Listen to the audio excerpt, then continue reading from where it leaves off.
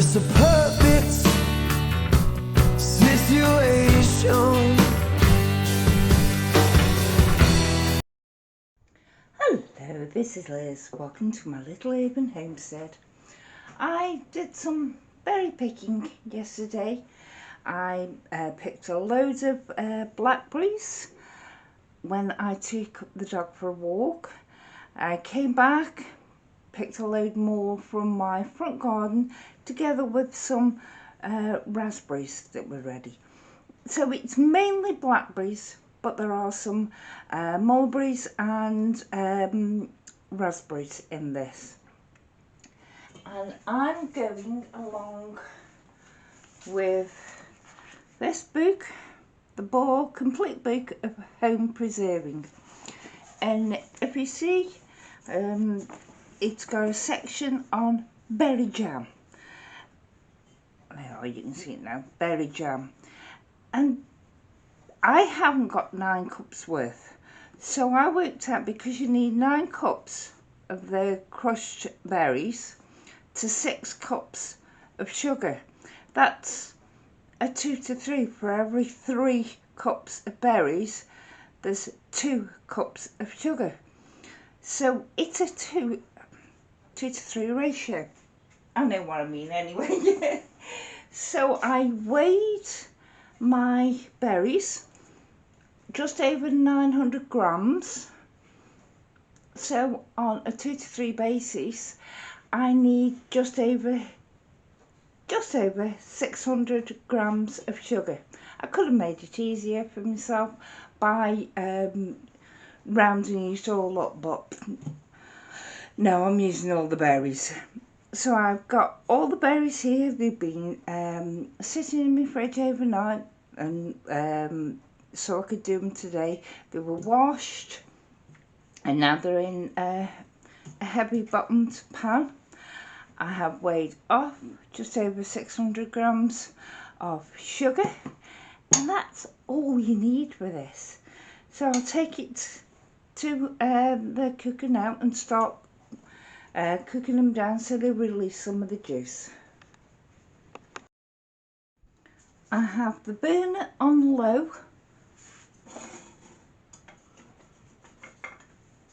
so it'll slowly start cooking berries, and so they will release their juice. This looks like a discoloured spoon, and it is, because this is the one that I use for making me jam all the time, because it does discolour the wood, especially this red, deep red that comes off of these berries. And I'm just slowly going to let them release their juices. It's on a low temperature. On this back burner I have got one of my large stock pots with this 5 half-pint jars in here, because I think that's all I'll be needing. And I'm slowly bringing that up to a boil at the same time, because you need to sterilise everything. So while the berries are being sorted out for about 10 minutes, something like that, and then I'll add sugar to them, they'll slowly come up to a boil point.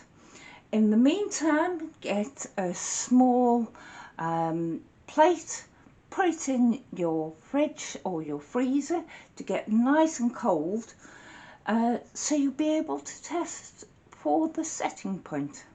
But I'll sort those things out now and bring you back in a minute.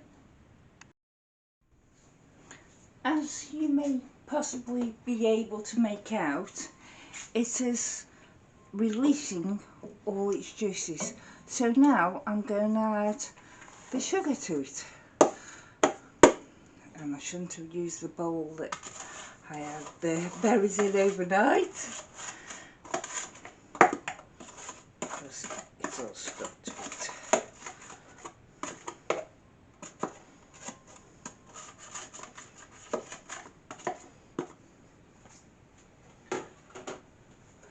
And then stir to dissolve.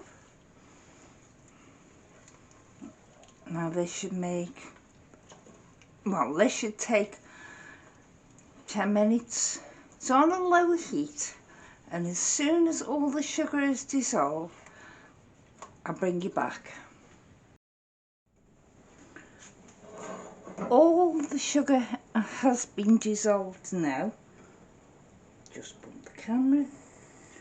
So I'm turning up to bring it to a boil.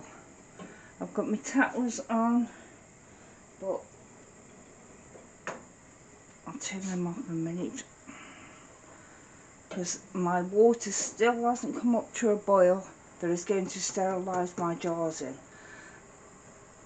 But for sterilising your jars, because you've got to bring the water to a boil anyway, so you can water bath can. So you might as well put your jars in there and sterilise them at the same time. So when it comes to a boil, you just let it boil for another 10 minutes and that's your bottles, your jars sterilised. But here we are with the jam, and I can hear that it's starting to come to a boil. You'll see it in a moment with the foam on it.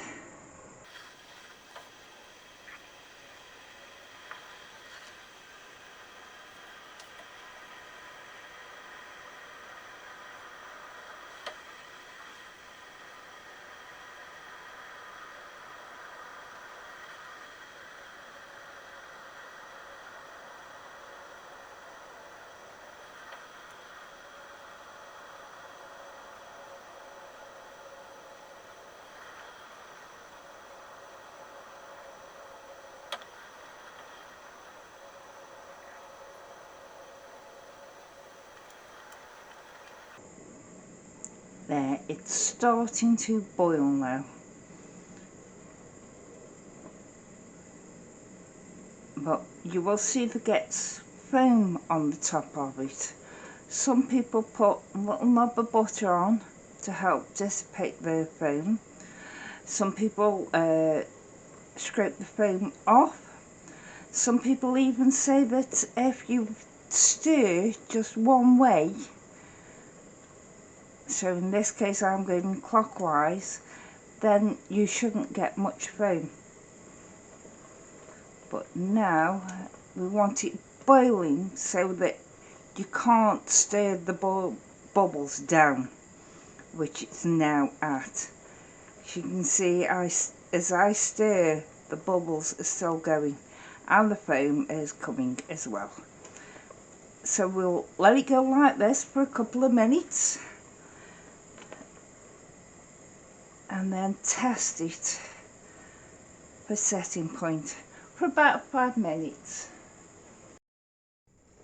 Now I lowered it slightly so it was just bubbling away because I didn't want it too much to be ready when my jars aren't. It's only just coming to a boil now and it needs a further 10 minutes. But the jam has had about 10 minutes. So I'm going to turn the heat off now. I've got me very cold plate. Be careful when you do this because you could break your plate because that's cold and this is really hot. But just get a bit, don't need much, and put it on your cold plate.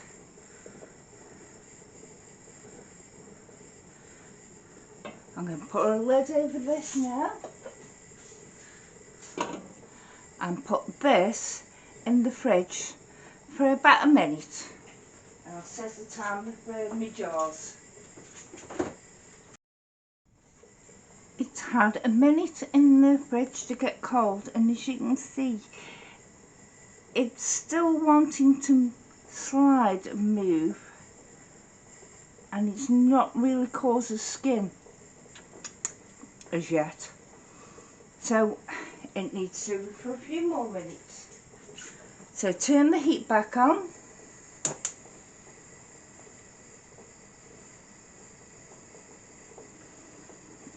uncover.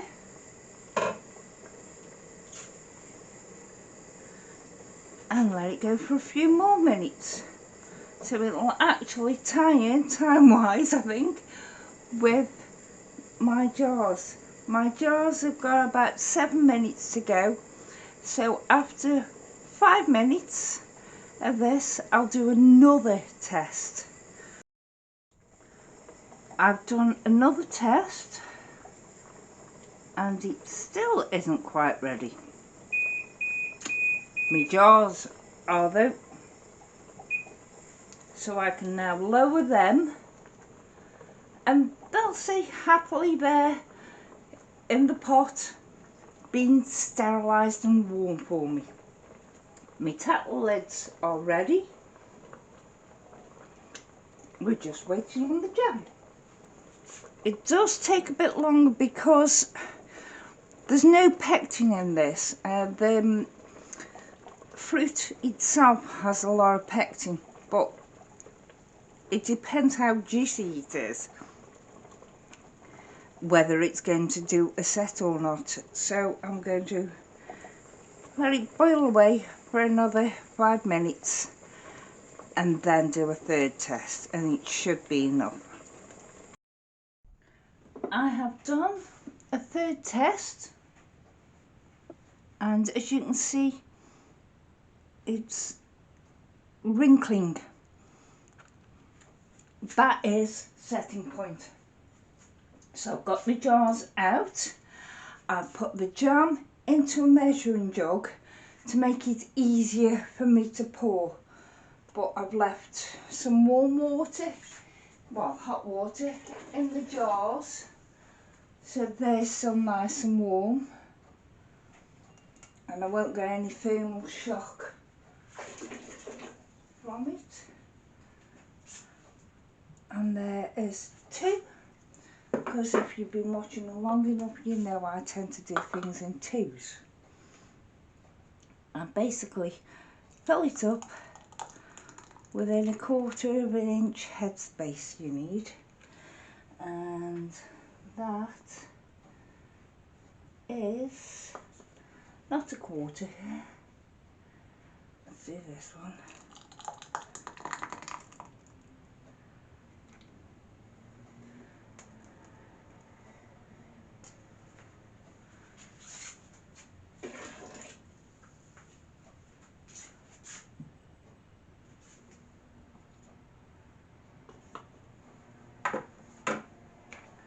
So now, because it's in a jug, it's easy for me to do and get about 1/4 of an inch headspace, which means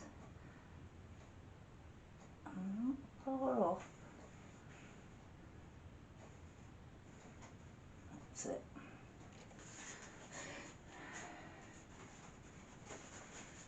Now, because there's a lot of sugar in these, you definitely need to wipe them down with vinegar. I'm not debubbling because I don't think jams need it.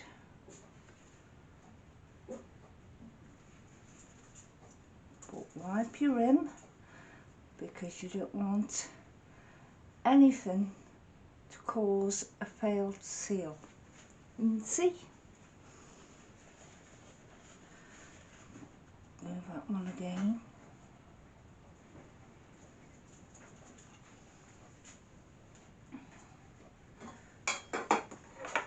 As you know, I always use tattle lids.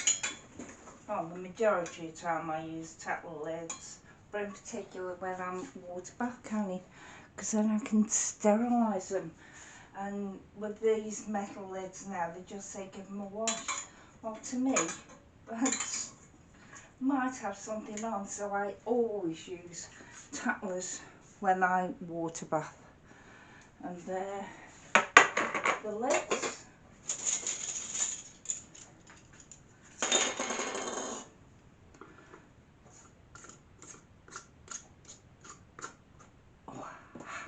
Hot.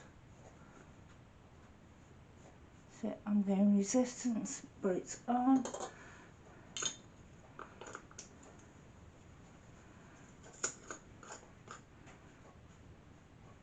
on. So I'll do the others and then show you when they're in the canning. There they are. I got nearly 4 jars, so I'm going to process all of them. The jar that was empty, because I sterilised at 5, I put in the middle anyway to help stop them jostling all around the place. There is over an inch above the top of the jars. If you get your measuring tool, this is what you do for like a quarter, half, 3/4 or an inch measurement, and it is way more than an inch. If I need some water to make sure it's over an inch, because I use tattlers, I can use that boiling water that boil the tattlers in. Now I will bring this back up to a boil, and once it's boiling again, I will set my timer and process for 10 minutes. There are the 4 jars now.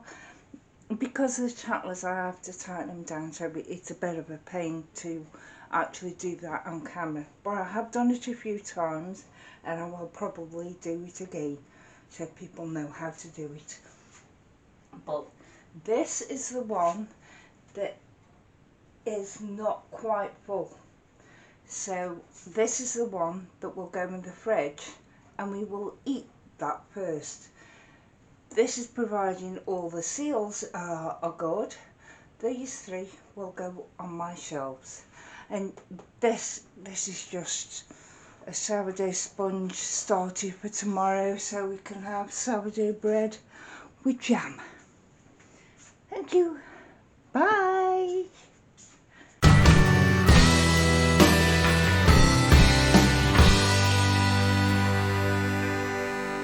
It's a perfect situation.